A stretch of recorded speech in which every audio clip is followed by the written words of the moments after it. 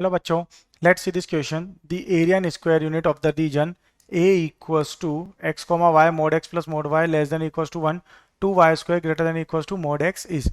तो यहाँ पे हमारा जो graph, first of all graph है वो क्या बनेगा, इस तरह से हमारा एक कर्व होगा और second curve right hand side पे होगा। और यहाँ से ये जो mod x plus mod y equals to root less than equals to root 1 है, उसका ग्राफ ये इस तरह से ड्रॉ होगा। ठीक है, तो हमें फाइंड क्या करना है, ये पूरा एरिया और ये वाला एरिया, ये दोनों एरिया फाइंड करने। तो यहाँ क्या हो जाएगा, हमें गिवन है mod x plus mod y equals to 1 and 2 root y square greater than equals to mod x, ये भी क्या है, लेस देन इक्वल्स टू 1 है। तो यहाँ पे अगर पॉइंट ऑफ इंटरसेक्शन देखें तो वो क्या हो जाएगा, x plus y equals to 1 हो जाएगा, यानी कि एक्स हो जाएगा 1 माइनस वाई।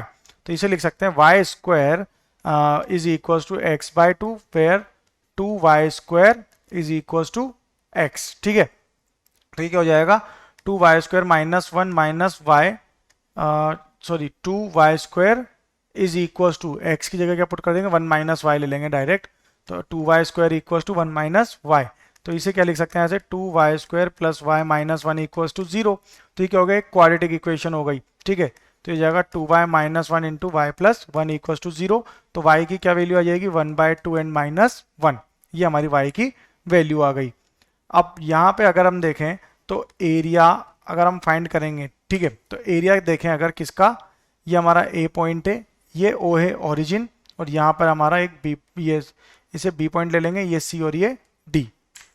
तो यहाँ पे अगर हम area of triangle O A B देखें तो ये क्या हो जाएगा, half into base into height, half into 1 into 1 हो जाएगा, यानी कि 1/2 हो जाएगा। अब यहाँ पे अगर एरिया ऑफ, अब इसमें अगर हम रीजन देखें एक, ठीक है, तो इसमें ये जो फर्स्ट पार्ट है, इस फर्स्ट पार्ट का एरिया रीजन फाइंड करते हैं, इसे हम रीजन R1 कहते हैं। ठीक है, तो इसका एरिया फाइंड करेंगे तो कितना होगा, half into half into half, यानी कि 3 ट्राइंगल से मिलके बनेगा। तो ये कितना हो जाएगा, 1/8। अब similarly area of region 2 find करें डाउनवर्ड्स वाले का, ठीक है, तो इसका एरिया क्या होगा, 1/√2 integration 0 to 1/2 root x d x के फॉर्म में निकलेगा। तो ये हो जाएगा 1/2 रूट एक्स का इंटीग्रेशन क्या होता है, x raise to power 3/2 upon 3/2। तो 2 से 2 तो ये कैंसिल आउट हो गया, अपॉन में क्या बचेगा यहाँ, एक्स रेस टू पावर 3/2/3। ठीक है, और इसकी वैल्यू भी कहाँ से कहाँ तक जाएगी, 0 टू 1/2 जाएगी। ठीक है, तो इसको सोल्व करेंगे तो इसकी वैल्यू क्या आ जाएगी, इक्वल्स टू 1 अपॉन, ये हो जाएगा 1/6 हो जाएगा। अब अगर हम एरिया ऑफ शेडेड रीजन देखें तो area of total shaded region जो आएगा वो क्या आ जाएगा, area of triangle O A B minus R1 minus R2 आ जाएगा। ठीक है, तो ये कितना हो जाएगा, 1/2 माइनस R1 है 1/8 माइनस R2 यानी कि 1/6। ठीक है, तो ये एरिया होगा, इसे कैलकुलेट करेंगे तो यहाँ से अगर देखें इसमें जो कॉमन जो एलसीएम आएगा, एलसीएम लेने पे कितना बनेगा, 24 एलसीएम हो जाएगा, और ये कितना हो जाएगा 12 यानी कि